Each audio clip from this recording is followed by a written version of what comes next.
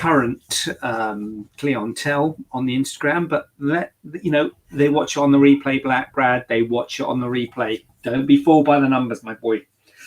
And look at that, Facebook's got 2 people on. Okay, so Merry Christmas. I don't know, you can't see this on the Instagram, but I've got top of the range software on the Facebook, which hold on a minute, where's the speaker? Can you hear me all right? I never know what speaker it is. Now, I have told my son to keep it quiet, but he is not keeping it quiet. He's playing some blinking game. Actually, the door's not closed. He's got no idea of the reach that his father has got. I mean, they all think that I do all this social media stuff and don't have many followers. I don't know what gives them that impression. You've got no idea how popular I am. But anyway, never mind. Unsung hero, that's me. Salma's here. Nice to see you, Salma. Photo 21. Nice handle, if you don't mind me saying. So, yeah. I've got to be honest. I thought I better... Oh, collar's sticking out. I can't see what you say. I thought I'd better put my Christmas jumper on because it is before Christmas, but I don't feel at all Christmassy. I'm going to be honest with you. Don't want to bring it down on it, but anyway, we'll push on. We'll show semblance of Christmas spirit, and I'm sure it'll come. It'll come in time. I've got some questions. Not remotely Christmassy, but they are quite plastic surgery, surgery-y. So, you can't have everything. If you've got any questions, click. Oh, I thought you'd change your name there. I thought it said My Private Jour, but it's actually My Private Journey. That'd be weird. Festive greetings from Jersey. Yes. Hi, Natalie. Nice to see you here this evening. I hope you're okay. Locked away. So here we go. Let's kick off. Come on, let's have the pleasantries. I've got a question here. So it goes something like this. How long do I have to maintain a goal weight before I can have skin removal after a large loss, 110 kilos from, spelt wrong, gastric bypass, please? This was put on the Facebook from last week, and it said, did you miss my questions? I don't understand on the comments on Facebook. It's got little times. I don't know if it came during the Facebook Live last week, but if it did, I apologize if I missed it. But anyway, I'm doing it this week. I don't know if you're out there, but this is it. And I'll answer it now. I think I asked it in the comment anyway. So there's no set number in terms of how long you should keep your weight, but the premise of the question alludes to the fact that people who have had weight loss can tend to rebound and the weight can tend to come back on again. And so and if you have body contouring surgery like skin removal of some sort, and then you make everything tight, and if you put weight back on, then you will tend to stretch the skin again to sort of negate the surgery, not completely negate it, but it is a bit of a bit distressing if you go through all this surgery and then go and put weight on again. So it is really important that your weight is stable. How long you should be stable with your weight is not set in stone. And I know that some places ask for a year. I think I've even heard of 2 years, but certainly a year. 6 months is also quite standard. I don't have any rules on it, and I don't have any strict criteria on it, but I do try. My practice is more like I try and have what's the word? Working with you, conciliatory. Is that the word? It's a word. Working with you to say, look, I want to get the best result. You want to get the best result. So you really need to be true to yourself, and you really need to be stable with your weight, comfortable with your weight, sustained weight loss rather than diet that is perhaps not sustainable. So, that is the the trick to have a sustainable weight that you're happy and comfortable with before having surgery, because much as the surgeon doesn't want you to put your weight back on again, I'm sure you don't want to, you know, stretch that skin again. So you want, at the end of the day, you want to have the best result for yourself. We want to do the best result for you. So let's work together. Yeah, teamwork. Yeah, and let's get you that best result we can. So be true to yourself and be stable. And the length of time for stability of weight is not universal, but I think 6 months would be a reasonable period of time to suggest. Salma is straight in with a question. That's what we want to see. That's the sort of spontaneous question asking we want to see in the Instagram. Does a breast lift reduce the size of the breast? If it does, would it be a cup size or half a cup size? Nice question, Salma. Respect you deeply for that, because that is a good question. And it's one which I try and understand by asking people how they feel whether they feel it's changed the size of. Got your questions ready? That's what I want to see. The size of their breasts. Strictly speaking, the answer to the question is no. It does not change the size of your breasts. Well, you reduce a very small amount of volume when you do a mastopexy, when you do a breast lift. You do take some skin out, and that skin does have some volume to it. But we weigh that skin, and it usually weighs 10, 15, 20 grams. A cup size will be 150 grams. So it is nowhere near a cup size. It is a very small volume, and is nowhere near a cup size. It's not even near a half a cup size. I googled it and it says it reduced to cup size. Oh, well, there you go, Salma. Well, it's a cup size then. If you googled it, Salma, I mean, you googled it, and you got a guy here, right? Trained, right? He's only written the book on it, Salma. He's written the book on it. Yeah. Well, that's not me, but that is this guy. Okay. So don't Google it, because this guy knows. So I would not say that it moves a cup size personally. But having said that, so strictly speaking, from a purely surgical point of view, a very small volume is removed. Negligible volume is removed. So strictly speaking, your bra cup size should not change. Having said that, people do sometimes feel that their bra size has changed, and does feel that the size of their breast has changed. But I've actually seen it both ways, because when the breasts are sitting low and you do a lift and they're sitting high, sometimes people feel that the Natalie's coming in.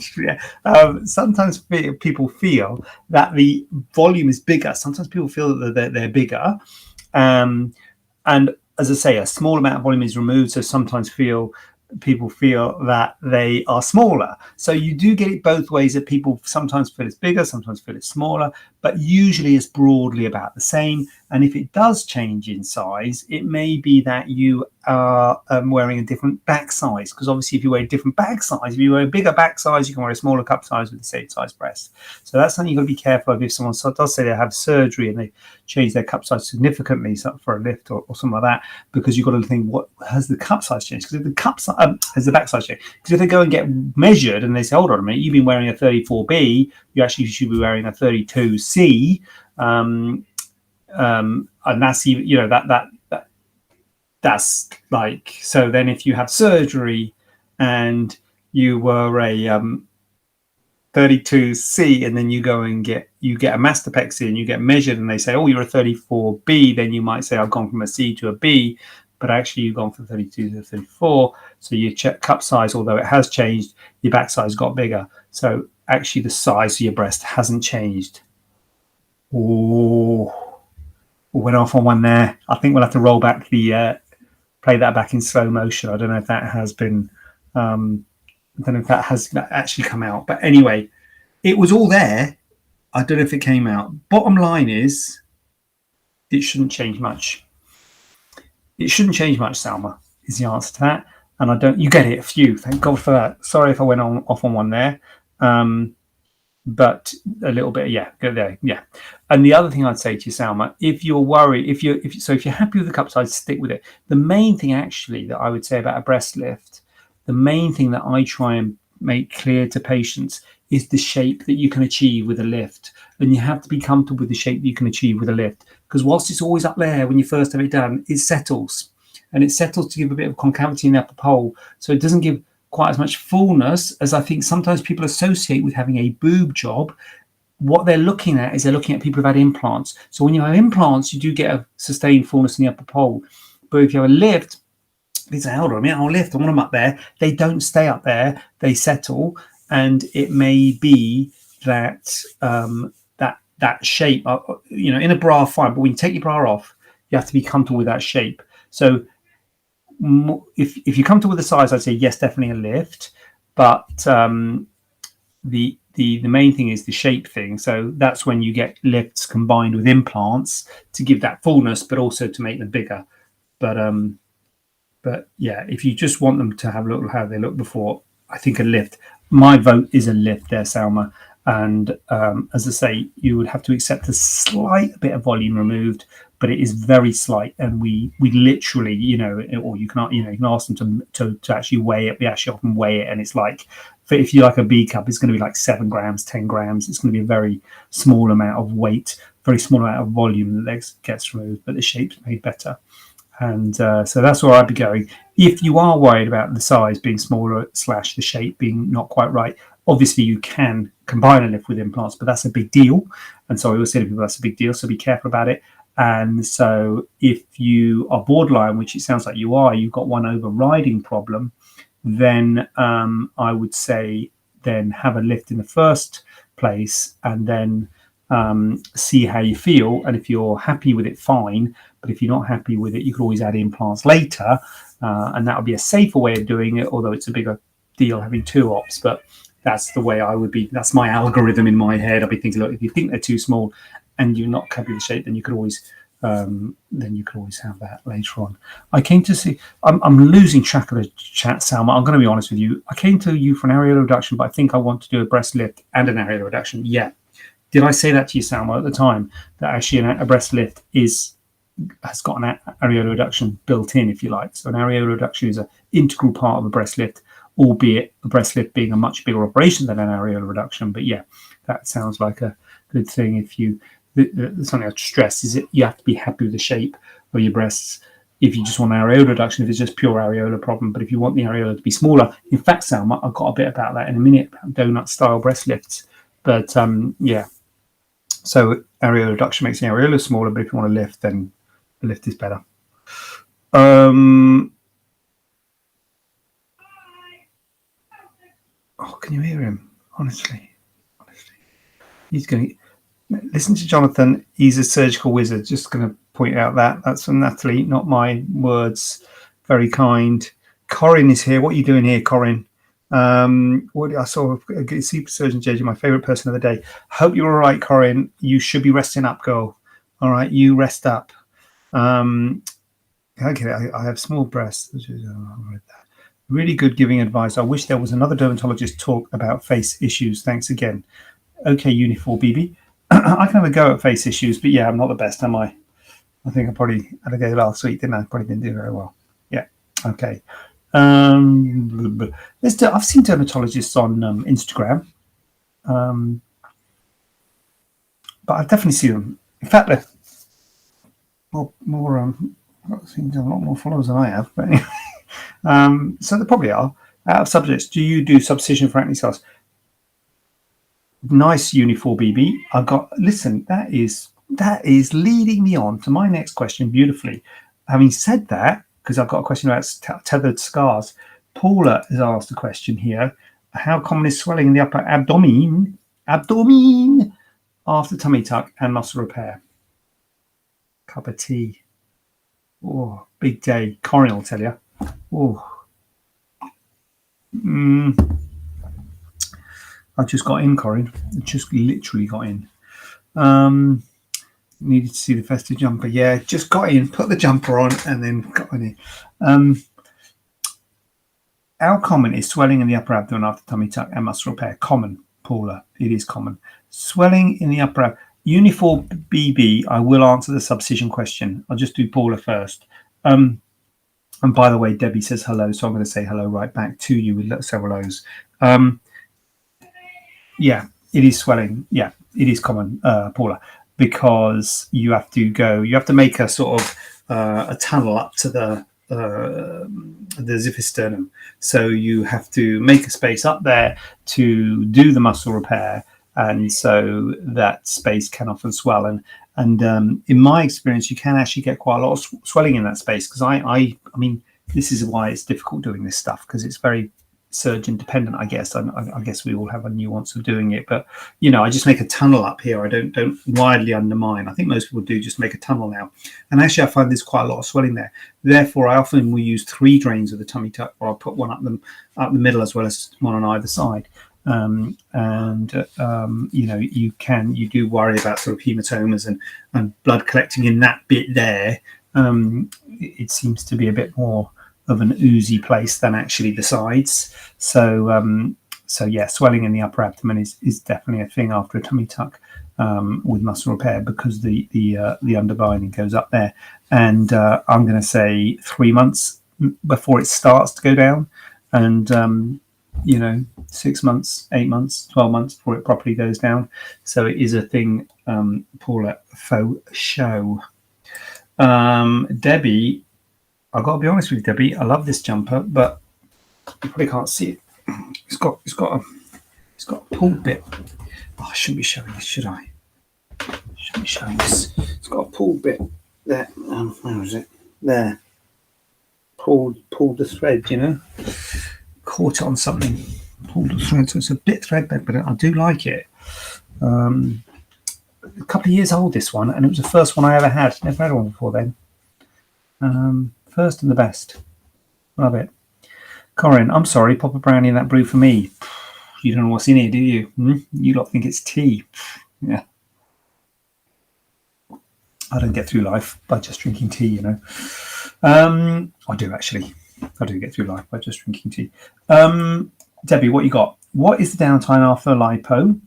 I'm not big, size 10, but have a mummy pouch, and I'm booked for lipo in Jan, but I'm hoping I'll be up and about in 7 to 10 days. Yeah. I've got to be honest with you, Debbie, you will be up and about in 1 days. Yeah, you'll be up and about straight off the bat. Now, if you're just having lipo, then yeah, I mean, in fact, I'd encourage you, I would encourage you to get up and about in day, on 1 day, day 1. But yeah, I think 70 days is reasonable. Having said that, Debbie, you will be swollen. I mean, liposuction is great because the incisions are tiny. There's just little stab incisions. So if you're just having liposuction, the actual sort of scars and the healing is really minimal. They're just tiny little stab incisions. But it is quite traumatic. And so you do get quite a lot of bruising and quite a lot of swelling. And often the swelling could look same or similar to what you had before, what you had the lipo for. And you think, crikey, they haven't done anything. It's just the same as it was before. And we're like, no, well, I definitely have done something, but it's quite swollen. So you do get quite a lot of swelling. So, if it is in an area where you can have compression, like big pants, or if they give you a compression garment or something like that, then that's good. But you will be swollen again. It's months. It's months for the swelling. But I think 7 to 10 days, and you will obviously be knocked back by the anaesthetic, but I think 7 to 10 days is a reasonable suggestion in terms of driving and sort of getting back into life and things, because, as I say, the incisions will be small, but you'll probably be bruised and swollen for a few months, but you should be able to get back into life in that time. Oh, here we go. And breast explant explant implants and uplift at the same time. Good God. So change of implants, are we saying? Explant implants, change of implants and uplift at the same time. Oh, well, you didn't say that, did you, Debbie? That's a different kettle of fish. Again, you will be up and about straight off the bat, but you will, that's a bit more. The lift and implants is gonna knock you back more. So I would say a couple of weeks, 2 to 3 really, in terms of healing and driving and that sort of stuff. and shape. It won't be right at all to start with, and excuse me, and yeah, that's, I think 7 to 10 days for a lift with implants plus liposuction to the abdomen is on the short side, Debbie. Because yes, I agree, the liposuction won't knock you back too much, but the lift and implants will, lift and change of implants will, and the shape won't be right. It'll feel swollen, tender, weird, tight, look weird, and that will take a little good few weeks to sort itself out. Good luck with that. Very exciting. When's that? January. Very exciting. So here we go, Ali. Uni4BB. I said I'd do it. So Uni4BB asking about subcision for acne scars. Could you talk about difficult regions for untethering scars, i.e., on a throat? So I will talk specifically about the throat question, but I will also talk about untethering scars. Debbie, you're welcome. In general. So yes. So absolutely, this is a question who's asked by a patient of mine who's got a tracheostomy scar. So she had a tracheostomy, and the scar is tethered onto her windpipe, and it's very difficult to do things about that because there's nothing there. You straight onto the trachea. So it's a tricky one. You don't want to go injecting stuff into it because it's and there's no sort of ideally. I mean, it's really hard to fix tethered scars. Bottom line, that is the bottom line. And Uni4BB is asking about subcision. In fact, just this afternoon, I have done, which we videoed. So what? You're not subscribed to the YouTube channel. What's the matter with you? For the love of God, get subscribed to the YouTube channel, because we videoed today a patient with deeply tethered scars who I've treated. So that should be coming out, and I'm GoPro'd. Got my GoPro on. So yeah, check that out. Subscribe to the YouTube channel. Remember to smash the like button. And click the bell. But anyway, I'm digressing. So they're really hard to treat, tethered scars, and the reason they're hard to treat is because you are dealing with scar tissue, and as surgeons, all we can do is give you more scar tissue. No surgeons can get rid of you. No doctor can get rid of your scar tissue. No one is going to get rid of your scar. So you've got to think, what is my problem? So if you have if you've got a scar you don't like, there's nothing, no one can do anything about it. You can have a scar. If there's a specific problem with the scar, then you may be able to do something about it. And one of the problems you get with is tethering. And, this patient here, every time she swallows, the scar sort of. So tethering and dents and contour irregularities, it is more difficult than you would think. Subcision is where you put a little needle in and you try and break down the scar tissue underneath the skin to let the scar lift up. And as I say, the problem is you're dealing with the body's healing process of causing that scar to pull down. And the worry I've got with subcision is that, yes, no problem, you can break that scar and let the scar lift up and make it look okay. But what's going to happen to the space? Anyone? That's right. It's going to fill with scar tissue. So it's going to fill with scar tissue and pull back down again. So that's the worry. People talk about injecting fillers to try and plump up the scar. Again, in my experience, when you try and inject filler into a tethered scar, the filler goes to the place of the path that's least resistant, which is either side, which will cause the dent to look worse. So it is a difficult problem to fix. And the best way, so this patient that I had this afternoon, what I did was I cut out the scar. There's a couple of scars on his hyoline, a couple of scars on his cheek. I cut out the scars and sutured them directly. And this is a face. Hopefully it'll heal up. The face usually heals up pretty well. He'll still have a scar exactly the same place where his old scar was, but the idea is you're trying to get rid of the dent. In other areas where there's more fatty tissue around, what we would try and do is actually physically try and get some fatty tissue across to bolster up that scar, to put underneath that scar. And that is why it is difficult to do it in areas like the throat, because you can't get fatty tissue on either side. You can't really get tissue on either side to bolster up that scar. There's not a huge amount of subcutaneous fat in that area, because that's what you're trying to do. You can't just cut out well, you can cut out the scar and stitch it up, but the worry is that scar, that new scar is going to tether down again. So you have to try and get something to bolster it up from either side. So you cut out the scar, but then on an area like the throat or the abdomen or somewhere like that, you would try and raise some fat from either side to bolster up. Oh,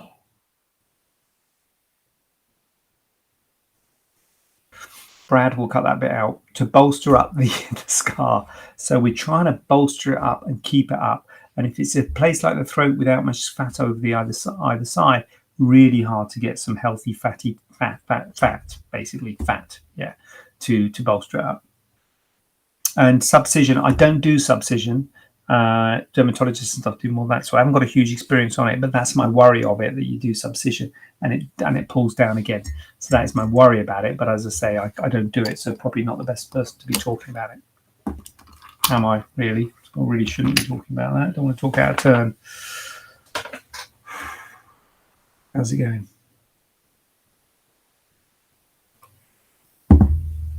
Okay, what we got next? So this one is going back to the earlier thing. We've got a good theme running through today. Good theme.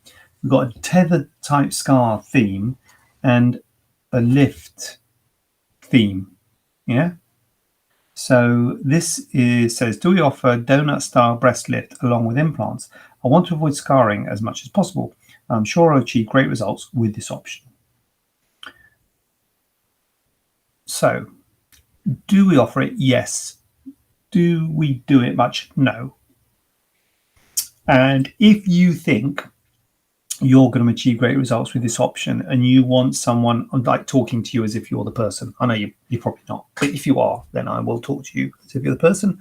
But if you think that you really want to get a donut lift, circumareola, just scar around the areola, and implants, probably we are not the place for you to come. I've said it there. I've said it because whilst very rarely I'll do mainly when I'm thinking about a donut lift, I'm thinking about a tuberous breast deformity, where there's actually a problem with the nipple areola complex. There's herniation of the nipple areola complex. The nipple areola complex is often very large. I've got to be honest, that's it. That's probably where I would use a circumareolar approach. Anyone who needs a significant lift would, I don't think the circumareolar approach in my hands, I'm not saying this is about everybody, in my hands, I don't think it gives a very good lift. It doesn't lift the breast much. It tends to flatten it. It just sort of, the circumareolar scar can be a bit wrinkled and crinkled. And I know that you want the least scarring. And there's a spectrum. And you've got a spectrum on one end of the spectrum. You've got zero scarring, or at least if you're talking about lifted implants, you've got the scarring of an implant, which is in the fold. At the other end of the scarring spectrum, you've got your full-on inverted T-shaped scar. And then in between, you've got your lollipop and you've got your circumareola. So you've got inframammary, nothing visible from the front. Then you've got round the nipple down, and fold, anchor. So you've got a spectrum. Most skin removed, most lift, least skin removed / no skin removed, no lift. I feel that the circumareola doesn't give a good lift, but does give a visible scar on the front of the breast. The scar can be puckered. And so I think the balance is often not in its favor. I often think that you will get a better lift with the other scarring. And if you want minimal scarring, then you should go with just an implant and no lift. And this is something we'd have to see in the clinic and discuss and talk to you about, because it depends on how much of a droop you've got. Some patients have got so much of a droop they need a lift, in which case I would go down the either circumareola, either circumvertical sort of lollipop or anchor inverted T. Or if you're one of these people who are borderline, some people are borderline, they haven't got a huge amount of skin, they don't need a huge amount of skin tightening, I would say, well, why don't we just try implants, see how much tightening that can give, Obviously, it depends on what size of implant you want. If you want a very small implant, that's not going to work. But if you did want a fair size implant, that might tighten the skin to a degree. It won't. It won't.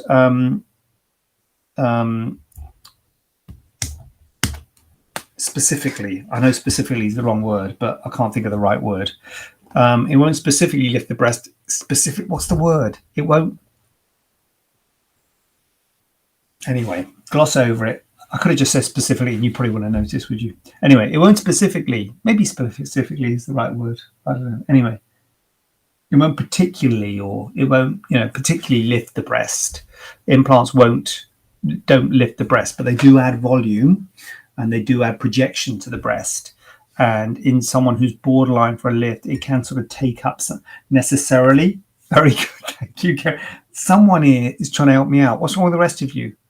Kerry sees a man struggling, throws him a line. Right. It won't necessarily lift the breast, but it does add volume and it does take up some of the slack from the skin. So borderline people, I would go with a lift. I'd go with implants without a lift. Full-on people, probably a full-on anchor or maybe the circumvertical. And then people in between, we have to have a discussion. And the discussion goes along the lines of, I understand you don't want scarring, but the scarring will give you more skin removal and give you a better lift. So you can have a better lift, but more scarring. Or if you really don't want scarring, why don't we just go with a incision in the fold? The shape might not be great. The volume will be there. In a bra, it'll be fine. But when you take the bra off, they might sit a bit lower and you might not be quite so happy with the shape. But remember, we're doing it because you don't want the scarring. It's a tricky one and it is surgeon dependent. And as I say, if you have got your heart set on a donut style breast lift, we are probably not the best place for you to come. You're probably better off looking for someone who is specializing in the donut breast lifts. I believe that the donut scar is really good at making the areola smaller. And I think that is what it does really well. I don't think it does a really good job of lifting the breast. So if you've got a large areola, fine. And as I say, if you've got something like a tuberous breast deformity with some herniation of the areola complex, you can reduce that, fix that, and then you can do an augmentation either through that incision or through another separate incision, and that just gives you a scar around the areola.